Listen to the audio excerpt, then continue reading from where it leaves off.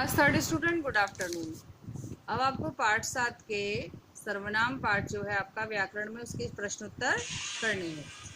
और बच्चों देखो, आपको अभी कोविड-19 से बहुत अच्छे से बच के ही रहना है, घर पे ही रहना है, क्योंकि अभी और भी तेज़ी से ये फैल रहा है। इसलिए अपने आप को सुरक्षित रखिए और पढ़ाई में पीछे मत रहिए और सारा कार्य अपना पूरा करते रहिए।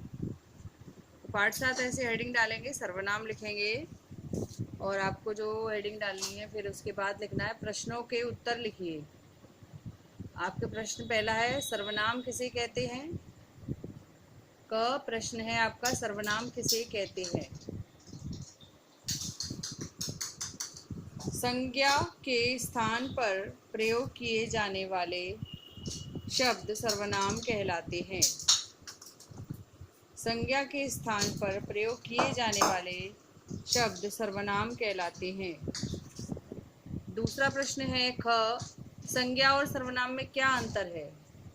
संज्ञा और सर्वनाम में क्या अंतर है?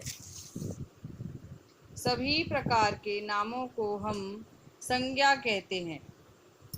संज्ञा शब्दों के स्थान पर सर्वनाम शब्द का प्रयोग होता है। सर्वनाम शब्दों के प्रयोग से भाषा सुंदर और स्पष्ट होती है।